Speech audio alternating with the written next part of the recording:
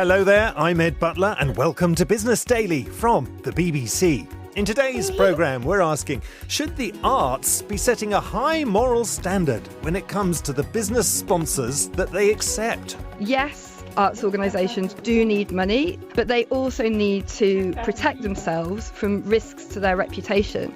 And that means having a robust ethical funding policy that says, OK, where are our red lines? So should those red lines be excluding drugs companies, for example, polluting oil firms? Are philanthropists just giving to cleanse their stained reputations? Most people practice what I would call patronage philanthropy, which is very much about being very generous with their checkbooks, but really not understanding deeply about issues. That's all to come in Business Daily from the BBC. So is the arts becoming a new front line in a public relations war over greed and corporate misdeeds? 400,000 dead.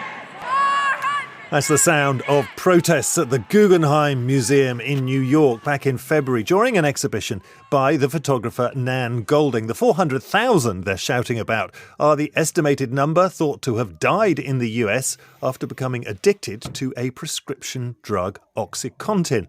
OxyContin was produced by Purdue Pharma, and that firm is allegedly linked to the very wealthy Sackler Trust, which sponsors the Guggenheim Museum.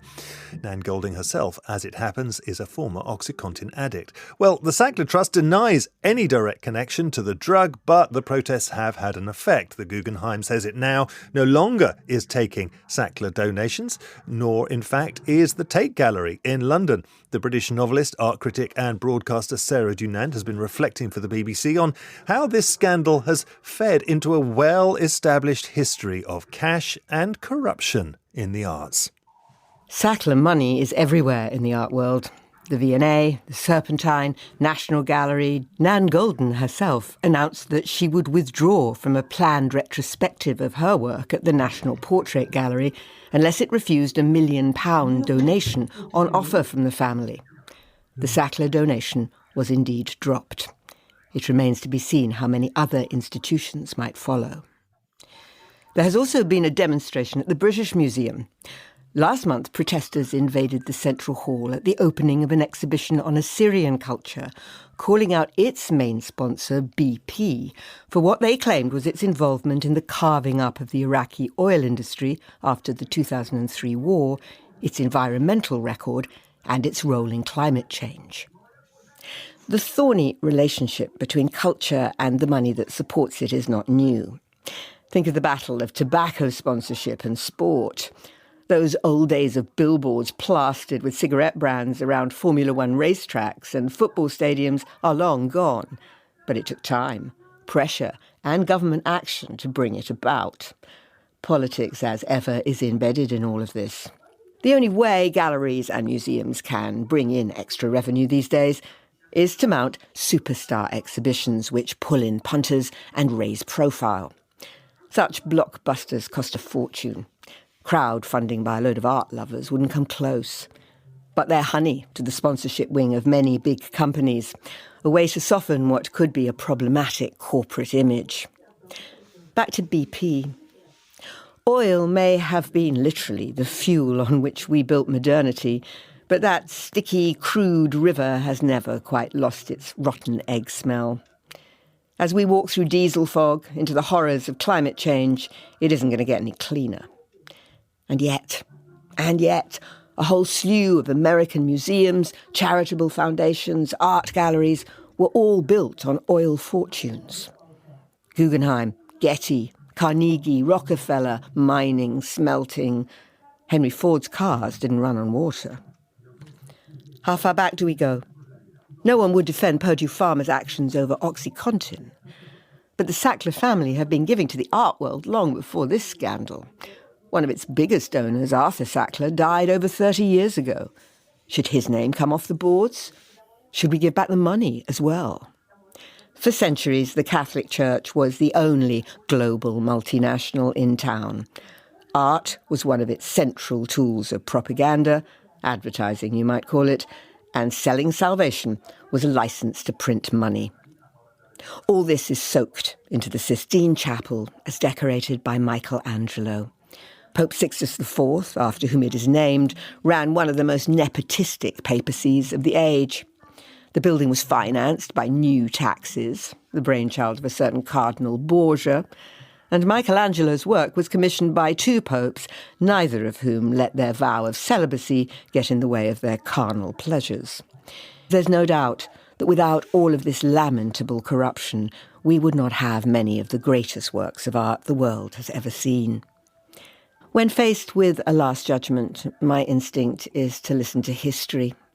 The wonder of God sparking life into Adam on that sublime ceiling can never be separated from the fact that man lives on earth, and it is decidedly mucky down here. Always was, and I fear always will be. Sarah Dunant. You're listening to Business Daily from the BBC World Service with me, Ed Butler. So there's some context. What I wonder, do super-rich philanthropists these days make of all of this debate? As Sarah mentioned, donations from companies and individuals constitute an ever larger slice of funding used by arts institutions, but it's not necessarily always their purest generosity that's behind it, critics argue. The firms and individuals get something in return, using their gifts to burnish an otherwise tainted reputation. Oil companies and drugs companies, for example, some of the largest charitable portfolios, whilst enjoying some of the lowest public approval ratings as firms. So what's going on? I asked James Chen. He's a Hong Kong businessman and billionaire who now deploys a big slice of his wealth, not in arts funding as it happens, but in a developing world charity called Clearly, which promotes better eyesight for the poor. Most people practice what I would call patronage philanthropy, which is very much about being very generous with their checkbooks, giving money, but really not understanding deeply about issues, rather than the type of philanthropy that people like Bill Gates or myself are trying to do, which I would categorize as something a bit different. Which is specifically development for poor world. Which is really focusing in on issues that affect either the society we live in or the larger world, those who are marginalized, and how to tackle those issues, right?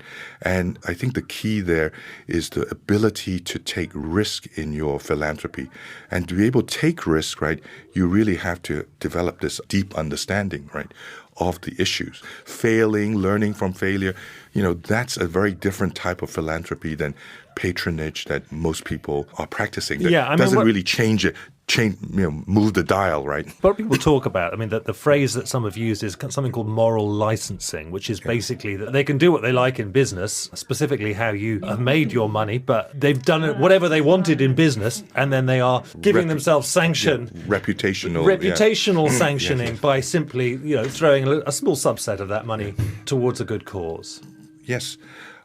That may or may not be the case, but I think there's an expectation in society that those who have done well give back more taxes, or by doing something that helps deeply to change society for the better.